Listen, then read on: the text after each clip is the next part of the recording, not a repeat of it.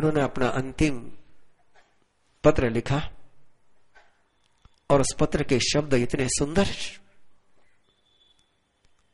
जिस समय हमारा सिकंदराबाद चतुर्मास था उस समय हिंदी मिलाप में उनका पत्र छपा था और मैंने सुरक्षित रखा हुआ है। उसमें उन्होंने लिखा था कि मेरी जहां मौत हो जाए, जहां मेरी सांस टूटे, उस पल यदि मेरा देह गंगा के किनारे है तो उसको ऐसे उठा करके गंगा में बहा देना। यदि गंगा से कहीं दूर है तो बिना किसी प्रकार का इंतजार करें अविलंब उसको मिट्टी में मिला देना। मेरे मौत के बाद, मेरे मरण के बाद कोई श्रद्धांजलि सभा न हो। उस संत ने लिखा है, मेरे नाम से कोई संस्था नहीं बने, मेरी कोई पुण्यतिथि नहीं बने, मेरे नाम से कोई उत्सव न हो। और उन्होंने उसके पीछे की भूमिका लिखते हुए स्पष्ट किया कि यदि मेरा नाम जिंदा रहेगा तो मेरा प्रभु का नाम पीछे चला जाएगा। एक ही नाम एक समय जुबान पर आ सकता है, या तो प्रभु का नाम जुबान पर आएगा या मेरा नाम जुबान पर आएगा। मैं नहीं चाहता हूं कि मेरे पर जिसकी कृपा के कारण से मेरा जीवन बीता, उसका नाम मेरे कारण से ओट में चला जाए। मेरे कारण से मेरा प्रभु का नाम दुनिया में पहुंचे, कि ऐसा न हो कि प्रभु के कारण से मेरा नाम पहुंचे और प्रभु का नाम लुप्त हो जाए। जो भी उत्सव मनाने वो प्रभु के मनाने, और कोई भी किसी भी प्रकार से मेरे आयुष्य पूर्ण होने के बाद यदि मेरी इच्छा के खिलाफ कोई भी आयोजन करता है तो मेरा प्रेमी नहीं, मेरा द्वेषी है। वो मेरा शिष्य नहीं, वो मेरा दुश्मन है। कि जो मेरे प्रभु का दुश्मन है वो मेरा दोस्त हो नहीं सकता है। इतना रुद्धि शून्य अनुभव, इतना स्वयं का विगलन कर देना, तभी जाकर के धर्म संघ की प्रभावना होती है। तभी प्रभु का एक क्षेत्र साम्राज्य हो सकता है। एक क्षेत्र साम्राज्य जिनका होता है उनको हम चक्रवर्ती कहते हैं। और हम नमुथुनम का पाठ बोलते समय तीर्थंकर को धर्म चक्रवर्ती कहते हैं। और चक्रवर्ती कहने का अर्थ ये होता है कि केवल चक्रवर्ती का ही शासन चलेगा और किसी का शासन नहीं चलेगा। और यदि और किसी का शासन चलता है तो उसका अर्थ केवल इतना ही होता है कि चक्रवर्ती का शासन नहीं रहा है। ये अपराध हम बहुत बार कर जाते हैं। यही रुद्धि का गौरव पीड़ित करता है मन को कि तीर्थंकर परमात्मा की दिव्य देशना, तीर्थंकर परमात्मा का निर्वाण कल्याणक, और तीर्थंकर परमात्मा के निर्वाण कल्याणक को अवभाव पूर्वक मनाने की आप अच्छी तरह से जानते हो बंधु। मुझे कोई अलग से कहने की आवश्यकता नहीं। मैं आपकी श्रद्धा का अभिनंदन करता हूं, मैं आपके स्नेह का अभिनंदन करता हूं कि आप निरंतर आ रहे हैं। मुझे यह भी पता है कि आप में से कम 75% लोग तो पहली बार ही निर्वाण कल्याण की आराधना में जुड़ रहे होंगे। लेकिन क्या है, हम लोगों के लिए चिंतन का विषय नहीं होना चाहिए कि जब हनुमान जयंती हर हनुमान के मंदिर में मनाई जाती है, जब रामनवमी हर राम मंदिर में मनाई जाती है, जब क्रिसमस का त्योहार हर चर्च में होता है, जब ईद का त्योहार हर मस्जिद में होता है, तब परमात्मा के निर्वाण कल्याण की आराधना हर धर्म स्थानक में नहीं होनी चाहिए क्या? संत हो या न हो, निर्वाण कल्याणक तो निर्वाण कल्याणक ही है, धर्म स्थान तो धर्म स्थान ही है। और यदि घर घर में, यदि आंगन आंगन में निर्वाण कल्याण का अनुष्ठान नहीं होगा, परमात्मा के जन्म कल्याण का अनुष्ठान नहीं होगा, परमात्मा के दीक्षा कल्याण का अनुष्ठान नहीं होगा, परमात्मा के केवल ज्ञान कल्याण का अनुष्ठान नहीं होगा, तो जनता की आस्था प्रभु के साथ जुड़ने के रास्ते कौन से होंगे? ये फेस्टिवल, ये त्योहार आस्था का जागरण और आस्था का संक्रमण करते हैं। आस्था को आगे पहुंचाने का काम को यदि करता है तो उत्सव करता है। प्रवचन के माध्यम से कभी आस्थाएं आगे नहीं पहुंचती, प्रवचन के माध्यम से संस्कार हो सकते हैं, लेकिन उत्सव के माध्यम से ही लोगों में आस्था का एक उत्साह जागृत होता है। मेरी तो अंतरतम की भावना है, उत्कटतम कामना है। मैं तो उस दिन का सपना देखता हूं कि जिस दिन निर्वाण कल्याण की आराधना संवत्सरी के समान, उससे भी अधिक,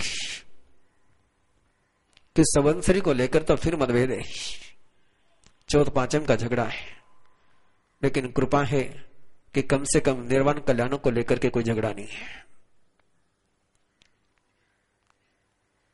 झगड़ा तो नहीं है, लेकिन देखिए कितनी अज्ञान दशा है। शायद बहुत सारे लोगों को जानकारी के लिए धक्का भी लग सकता है, लेकिन करीबन करीबन सभी जैनियों के मन में एक धारणा पक्की बैठी हुई है कि परमात्मा का निर्वाण कल्याणक रात को 12 बजे हुआ है। और इसीलिए सूर्यास्त से लेकर रात के 12 बजे तक महावीर स्वामी केवल ज्ञानी, गौतम स्वामी चो ज्ञानी, और 12 बजे के बाद गौतम स्वामी केवल ज्ञानी, महावीर स्वामी पहुंचा निर्वाण का पाठ करते हैं। लेकिन वस्तुस्थिति कितनी अलग है कि परमात्मा का निर्वाण प्रदोष काल में होता है। सूर्योदय होने के 48 मिनट पहले होता है, सर्वार्थ सिद्ध मुहूर्त में होता है, 23वें मुहूर्त में होता है। 24 मुहूर्त होते हैं और 23वां मुहूर्त सर्वार्थ सिद्ध का है, और उस मुहूर्त में परमात्मा का निर्वाण कल्याणक होता है। और परमात्मा के निर्वाण कल्याणक होने के बाद 48 मिनट में अंतर मुहूर्त में ही गौतम स्वामी को केवल ज्ञान होता है। भिक्का लेसी न वहां गुरु ने कहा कि जा इस बात को वहां से लेकर के आ, वो श्राविका मुझे पहचानती नहीं, वो मुझे देगी नहीं, वो घर से बाहर चले गई है। वही का वही उत्तर तैयार।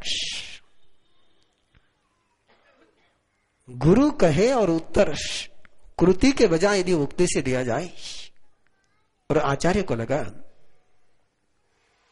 मैंने इस धर्मरथ को इनको इसलिए जोड़ा था कि धर्मरथ इनके साथ में और ये भी धर्मरथ के साथ में इस संसार सागर को तिर जाएंगे, लेकिन ये तो ऐसे दुष्ट शिष्य मिले हैं। शब्द दिया गया उनके लिए गली गधा। हाँ, एक गधा होता है जो कुम्हार के काम आता है, धोबी के काम आता है, और एक गली का गधा होता है न धोबी के काम आता है न कुम्हार के काम आता है। गधे की गाली तो छोटी गाली है, गली का गधा तो गाली उससे भी बड़ी है। और यहीं पर है वो कोई, मैं मेरे मन से तो नहीं बोल रहा हूं, शब्द गया हुआ है कि गली गधा, कि जो रिद्धि रस और साता में गौरव करते हैं, जो प्रभु वचनों को जीवन में सत्य करने से घबराते हैं, ऐसे गली के गधों से, ऐसे दुष्ट बेलों से मुझे क्या लेना। इससे तो मेरी समाधि भंग हो रही है, मेरी साधना भी खंडित हो रही है। अच्छा तो यही होगा कि इनको छोड़ करके मैं मेरी साधना में लग जाऊं। और गर्गाचार्य ने वही निर्णय किया और उन्होंने इन सारे संतों को छोड़ करके अपनी साधना के मार्ग पर चले। आराधना प्रारंभ करने के पूर्व मैंने आपसे निवेदन किया था कि संकल्प ले कि हमारे कारण से हमारे बुजुर्गों के मन में ऐसी पीड़ा का जन्म न हो कि कैसे से मेरा पाला पड़ा है, और हम यदि बड़े हैं तो हमें ऐसे लोग न मिले कि जिसके कारण से हमें लगे कि इनको छोड़ करके हम भाग जाए। छोटे ऐसे हो कि जिनके सामने रहने में मजा आ जाए, छोटों को देख करके भागने का मन हो, ऐसे छोटे किसी को न मिले और ऐसे बड़े भी अपना न हो जीवन। इसी आस्था के साथ आए 28वें अध्याय की तरफ। मूर्ख मोक्ष मार्ग गति। 28वें अध्याय का नाम है मोक्ष मार्ग गति। मोक्ष यानी समाधान, मोक्ष यानी शांति, मोक्ष यानी फ्रीडम, मोक्ष यानी परम सामर्थ्य, मोक्ष यानी आनंद का सागर। ऐसे आनंद के सागर का मार्ग क्या है? 3 शब्द है, मोक्ष, मार्ग और गति। मार्ग क्या है और उस मार्ग पर चलने की गति क्या है? केवल मार्ग होने से काम नहीं चलता, केवल मंजिल होने से भी काम नहीं चलता और केवल गति होने से भी काम नहीं चलता। मोक्ष लक्ष्य भी चाहिए, लक्ष्य प्राप्ति का मार्ग भी चाहिए और मार्ग पर चलने वाली गति भी चाहिए। रेल का मार्ग हो तो वहां पर रेल ही चल पाएगी, बस नहीं चल पाएगी। हवाई मार्ग हो तो हवाई जहाज ही चल पाएगा, वहां रेल नहीं चल पाएगी। जहाज का मार्ग होगा तो वहां जहाज ही चलेगा और कोई नहीं चलेगा। ऐसे ही हर मार्ग की भी अपनी शर्त होती कि उस मार्ग पर कौन सा वाहन चल सकता है। अब वो जाने कि मोक्ष का मार्ग क्या है और उसकी गति क्या है। परमात्मा के ही शब्दों में पहले आराधना कर ले। मोक्ष मग गयीं तच्चम सुनेह जिना भासियम चाऊ कारण संजुत नानदंसन लक्षणम नानम च दंसनम चैव चरितम च ये समगोति पन्नतो जिने ही वरदंसी नानम च दंसनम चैव चरितम च तवोतः येयम् जीवा गच्छन्ति सोगयीं नानं च दंसनं चैव चरितं च तवोतः येयमगमनो जीवा गच्छन्ति सोगयीं नानं च दंसनं चैव चरितं च तवोतः येयमगमनुपत्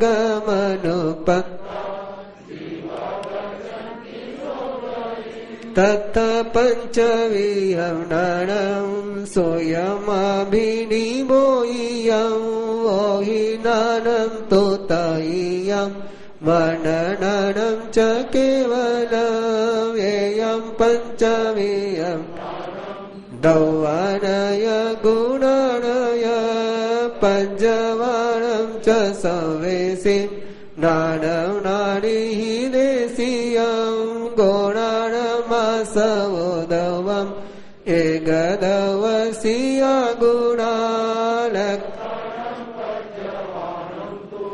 उभवो असीया भवे धम्मो अधम्मो आगस् कालो पुग्गल जन्तवो एष लोकोति पन्नतो जिने हि वरदंसि धम्मो अधम्मो आगस् दौवमिक्यकमय्यम्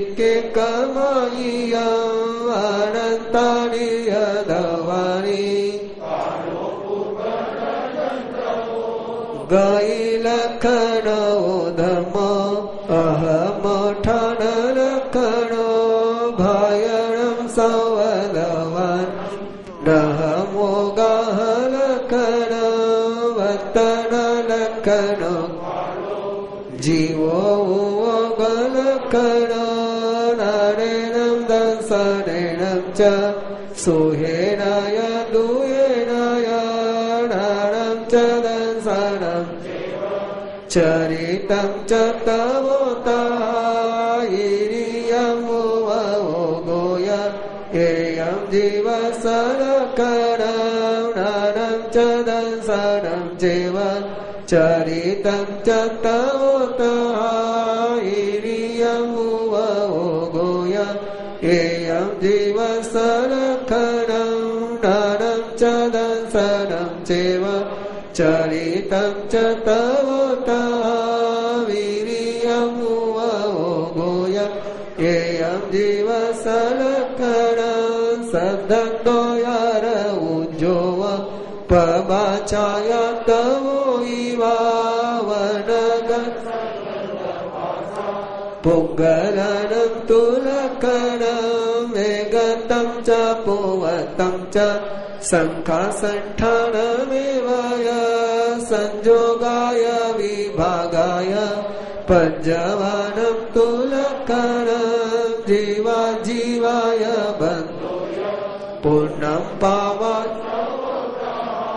संवर निजरा मोखो संदेत हि अनवतु भावनं सद्भावे उभयसनं भावेन सदन्तस् सम्मतं तं वियाय निसोगो सरुयि अनारोयि सुत्तमीरुयि मेव निसगौए सरुयि अनारुयि सुत्तमीरुयि मेव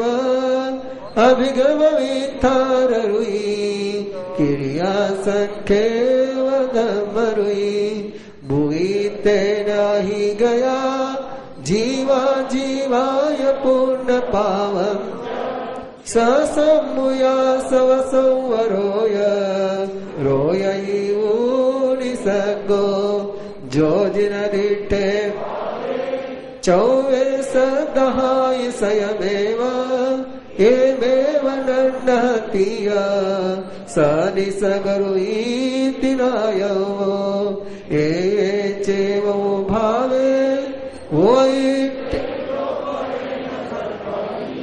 चौमतेन जिनेन वोए सरुईति नायो रागो दोषो अन्नानं जस्सवगयं होई आरायणो यन्तो सो खलु अनारुयि नाम जो सुत्तमहि जिन् सोयेन गाहैव सम्मतम् अंगेन बाहिरेण सो सुत्तरुईति नायो एगेन नेगायिं पयायिं जो पसरैव सम्मत उदयेव तेलबिन्दु सोमियरुईति नायो सो होयि अभिगमरुयि सुरानं जनात्तवोदिट् एकारसं गायि पैनगं दिठिवावोय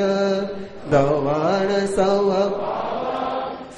सौवपमानेयं जसवल सवायं नयनीं वित्थारुरुईति नायो दंसननान चरिते तव विनये सच्च समीबुद्धिषु जो किरिया भावरुई सो खलु किरिया रुई नाम अनभिगय्य को दिट्ठी संख्येवरुईति होई नायो अविसारवो पवयने अनभिगय्यो यशेषेषु जो अतिकायन् सुयधम्मं खलु चरितधम्मं सद्धै जिनाभियं सौधम्मरुईति नायो परमत्त सन्तवो वा सुदिष्ट परमत्त सेवनावामि वावन्नकुलंसन वञ्जनाय सम्मत्त सद्दना नक्ति चरितं समत्त विहुनं दंसने उभयौवं समत्त चरिताय जुगवं पूवं च सम्म नादंसनि सनानां नानेन विनानन्ति चरणगुणा अगुणी सनति मोक्षो नत्ति अमोक्षसनिवारणं निसंख्य निकंख्या निवितिगिच्छा अमूढदिठिया वो भूव फिर करने वच्चल भावने अट सामायत परवम छेदो वठावनम भवे वियम परिहार विशुद्धियम सोमं तसंवरायम अकसायम खायम चौमक्तसजिरसवा एयं चरितकरं चारितं होई आयं तवो यदुव्यवुत्